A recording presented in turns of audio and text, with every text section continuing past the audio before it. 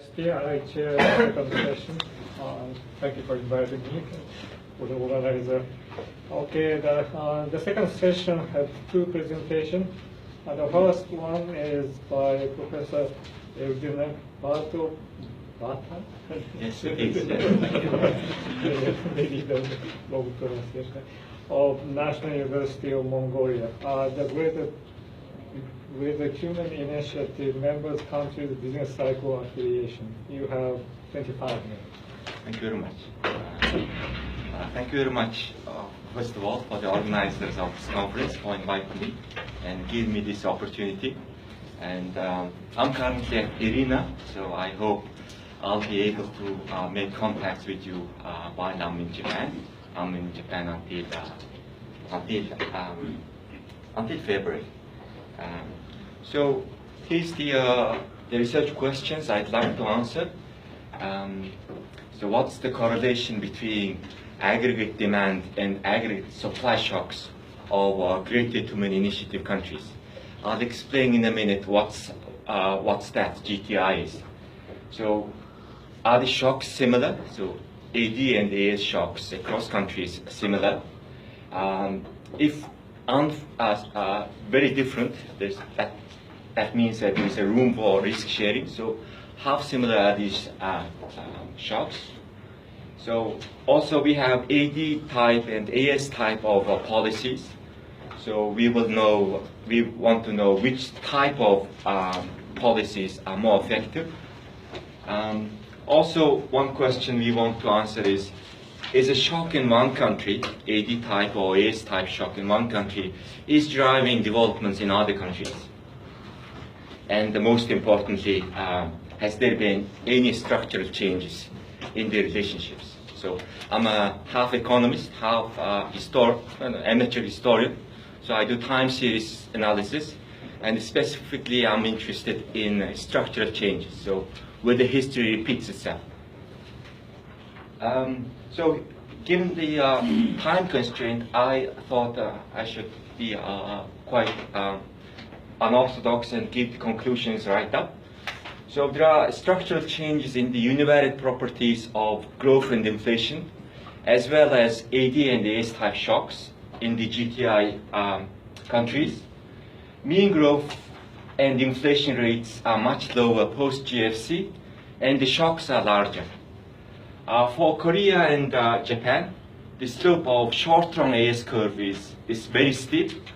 For others, so former socialist countries, original hypothesis of a flat AS curve can't be rejected. So AD and AS shocks shock correlation in Japan is insignificant only after 2001. It used to be correlated before that. But the shocks are never correlated in South Korea.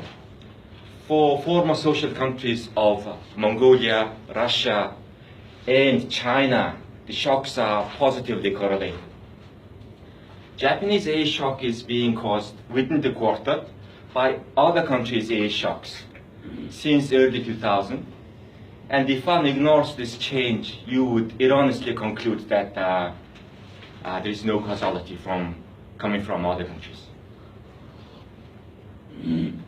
So here's the GTI countries. So we have the latest meeting in Ulaanbaatar, Mongolia in January. And the main members are China, Mongolia, South Korea, and Russia. So there's always talk about having North Korea on board, and apparently the countries want Japan on board as well. So ideally it will be a six-member country initiative, and its main goal is to improve access to public and private finance for regional development projects and promote intra-regional trade. It is interested in sustainable development for the region, and it has very strong political support, also from the UN. The UN started actually this project in 1995, but there has been very little economic analysis on this area. So Japan is currently observer. So as you can see, we have this Montana as Mongolian official broadcaster. And we had this Greater Tumen Initiative program is taking place in January. And my boss at Irina, Arai-san, is in Ulaanbaatar observing. So here's the economies. We have from early 1990s when the former socialist countries started the transition up to 2015 on the horizontal axis. So we have GDP shares of these economies in the world economy. So in current dollar US terms. So we have Japan. It used to contribute 15% of the world GDP, late 1980s. But nowadays it's around 6 or 7%. So we also have South Korea. South Korea is around 1%. More or less keeps its importance the same over the years. And we also have this red one, Russia. So Russia is sometimes above, sometimes below South Korea's contribution. And we also have this rising star, China.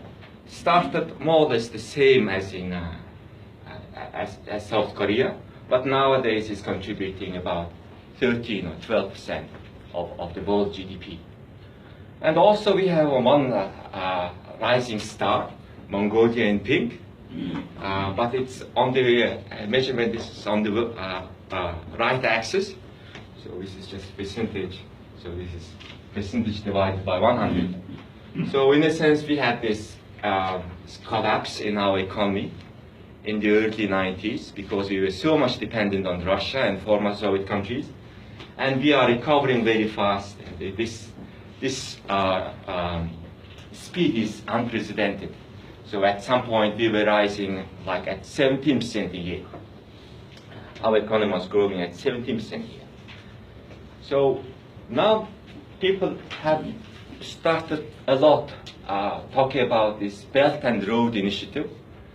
So as you all know, at its 19th National Party Congress in 2017, they decided BRI is the main mechanism for shared growth.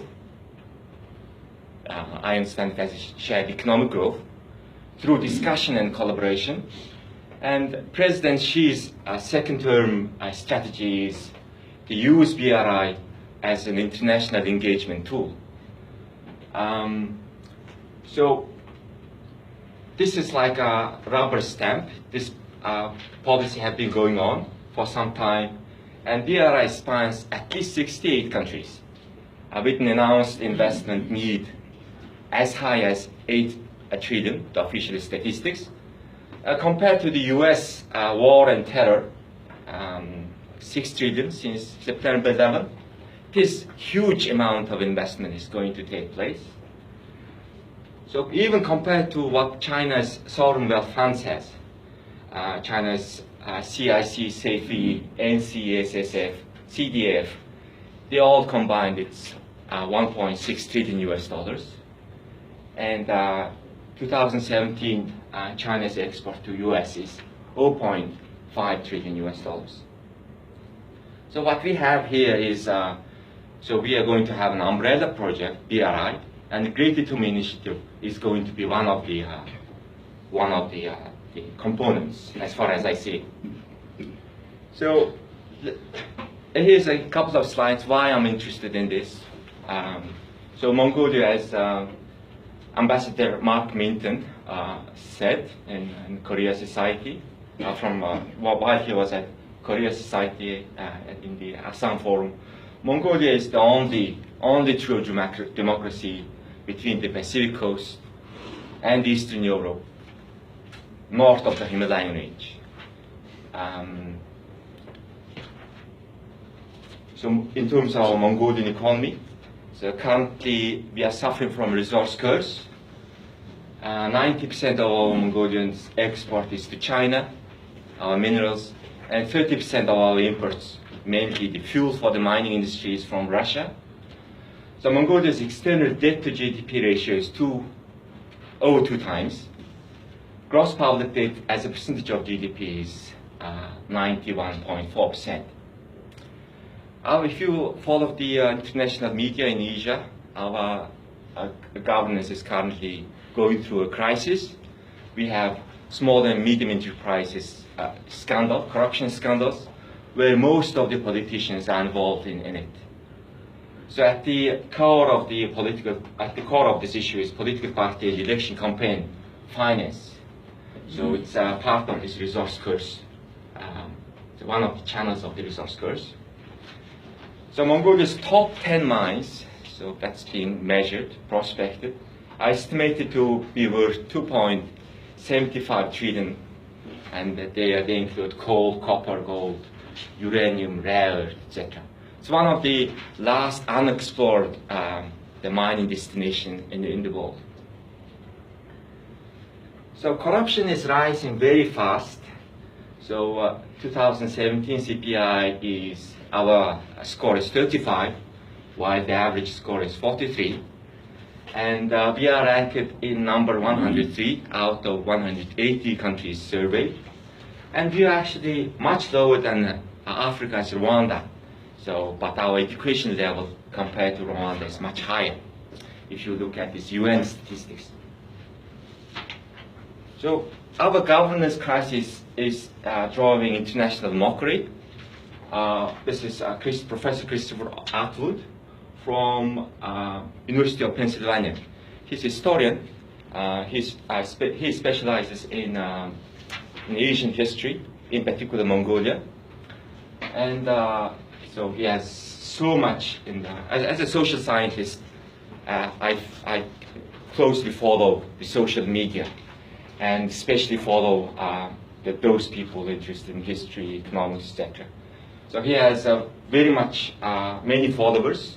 So most of them like very important figures like in the Mongolian society. Some of them are abroad, they live abroad, but some of them are in Mongolia. He also has large international following as well. So he posted on his Facebook, this is Facebook, Mongolian leaders, picture of Mongolian leaders. So left to right, top to bottom, Mongolia's president, here's the guy, prime minister, minister of mining, advisor to president, you should know him, advisor to the president, and MP and former minister, and bottom here is the MP and the former our defense minister. So he's asking, does Mongolia need brain or brawn? So my question on his Facebook, I said, who needs uneducated leaders in Mongolia and why? One partial that I could think of, one potential answer was by Mao Zedong in his work on introducing a cooperative, but he's talking about in China. On a blank sheet of paper, free from any mark, the freshest and most beautiful characters can be written. The freshest and most beautiful pictures can be painted. So before the Cultural Revolution, right? So governance is going through a crisis. We are suffering from the resource curse. We are not listening to those people who we should listen to. So this is our public debt to GDP ratio, and this is this international ranking. So we know that Japan is, it's a highly indebted country. That's no secret about this. But if you look at Mongolia, it's amazing. This public debt, it's 91%, and it's ranked about 20 in the world. If you look at these countries, these are the smaller ones. Obviously, big ones can afford it, can afford to borrow and pay it back with very little interest rate. But Mongolia is borrowing at very high rate and borrowing very fast. And this is for external debt. So obviously we know these offshore countries, so they have a lot, very high external debt. For example, this is percentage of GDP. This is Luxembourg, very small country, but it has external debt of so much money. But if you look at that here again, around like within top 20, you have Mongolia. We have already external debt of 27 billion US dollars, so that's 2017 June figure, and it is one of the highest in the world. And we are borrowing at a very high rate because these rating agencies rate our country B minus and below that. So if you look at the history dynamics of this debt, for example, the external debt of Mongolia from 91 to today. So this is the third quarter. The latest figure is the third quarter of 2018, and the earliest one is 1990. So when we borrowed a lot in order to make the transition. So most of the government borrowing used to be just government, but starting from this 2010, when we had this mining boom, so we discovered this huge Untitled mine, which is being developed by Rio Tinto, one of the mining giants in the world. We had this started to borrow so heavily, and now, as I said, it stands at 27. So not only our government is borrowing a lot, our central bank is borrowing a lot as well. So one of the largest borrowers now is central bank. It's much larger than our commercial banks. So the borrowing is mostly from China, People's Bank of China. And we have also this so-called direct investment, but it's intercompany lending. So that's where the Rio Tinto comes in. So the Rio Tinto's one branch lends money to another, and that is recorded as a debt, external debt in our country. So they don't want it to be counted as investment into the country.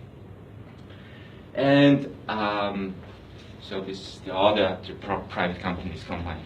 So non-commercial banks and non-utility companies are on top.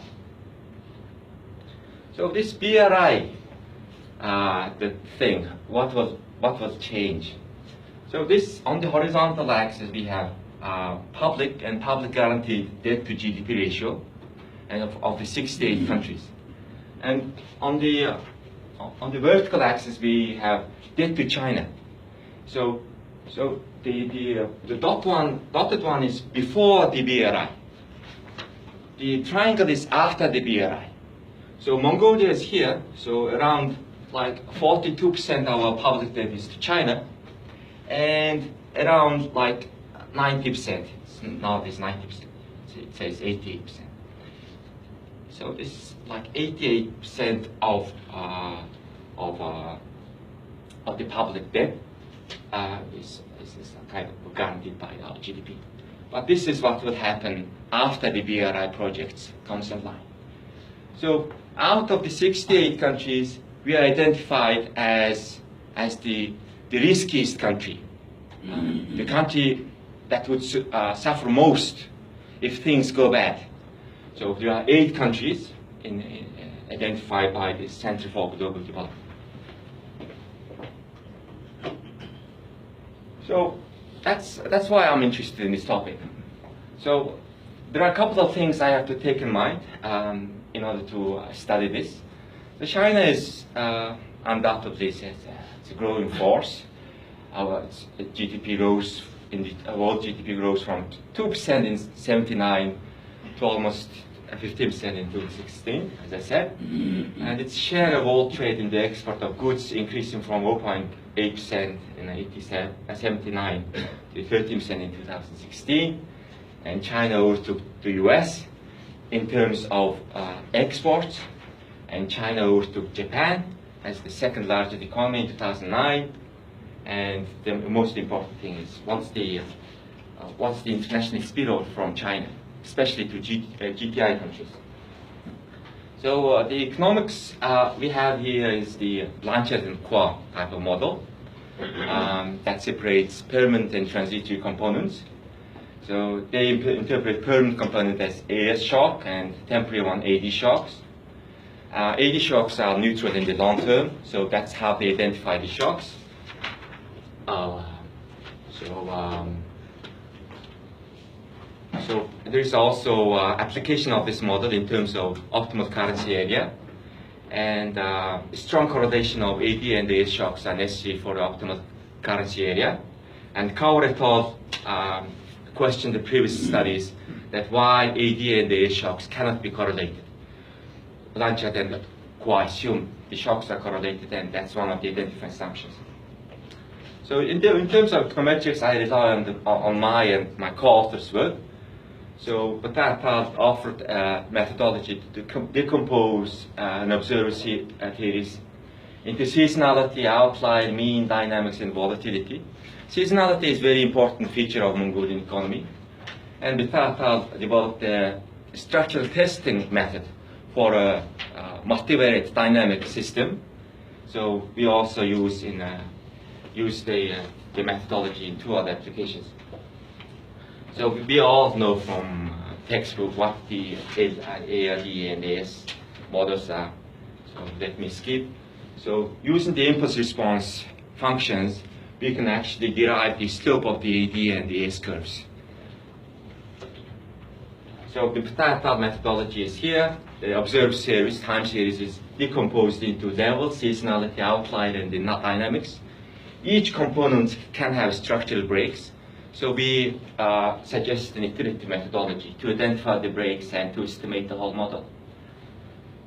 And in terms of the multivariate method, here's the application to the vector of the regression. White is a vector of a series, dynamics, and residual. And we have variance covariance matrix of the reduced form variance covariance matrix. So when we demean the data and turn into VMEA, we put on restrictions on the parameters to identify the shocks, AD and AS shocks. But given the model, we can all see that structural breaks in phi's and sigma can influence our inferences and identification of the shocks. So we will incorporate those identified structural breaks into our VAR model. So here we have decomposition, for example, Japan, for growth and inflation. So this is WD max test. Tests the null hypothesis of no break against an unknown number of breaks. If significant, we use sequential tests to identify the exact number of breaks and dates. So here we have no growth breaks in Japan from 95. So growth rate is 0.28%. So that's more or less 1% a year. That's the standard error. So it's the same as no break model. For China, we have WD max significant. The sequential test is saying there is one break. One break is 2011 quarter 1. So this is the 95% confidence interval for the break. So before the break, 2.34%. So that's about 9% growth rate a year. But after the break, it's lower. But this is what you get if you ignore the break. Something like that. So we will demean the data and remove all these breaks. So we also have this AR, seasonality, etc. For example, this is Japan, might be interesting. If you start from 60s, you have this growth slowdowns. So you have growth rate here, then you slow down, then you slow down even further, starting from 91. So also you have, so this GDP data is from OECD, so seasonally adjusted. Inflation data, so you have structural changes in your inflation volatility. You have 2 breaks, so you have 3 regimes here. So all the countries. So we have VAR breaks, so the VAR coefficient breaks, variance covariance matrix breaks, and these bootstrap p values of insignificance. And the break date in 2001 quarter 3, and so we do this for all the countries, 5 countries. So we will, once we identify the variance covariance matrix breaks, we are interested in the sources of that break, whether it's volatility break or correlation break. So we will identify that. So here's the what you get from the A slope curve. For example, so for Japan, slope is 1.81, 95% confidence interval. It's positive, statistically significant. But for China, 0.75, but it's insignificant. So 95% confidence interval contains 0. We also have shock standard deviations, so to see whether the shocks are increasing in size or not. So what happens if you ignore the shocks? So this is shock correlations, ADA and DS shocks. So the confidence intervals, if confidence intervals contain 0, that shock is correlated. So my time is out. So given that, I've already given my conclusions.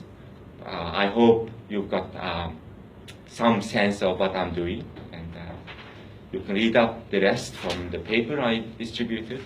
So thank you very much for your attention. During a discussion today, Hidefumi Yoko of National Institute of Environmental Studies.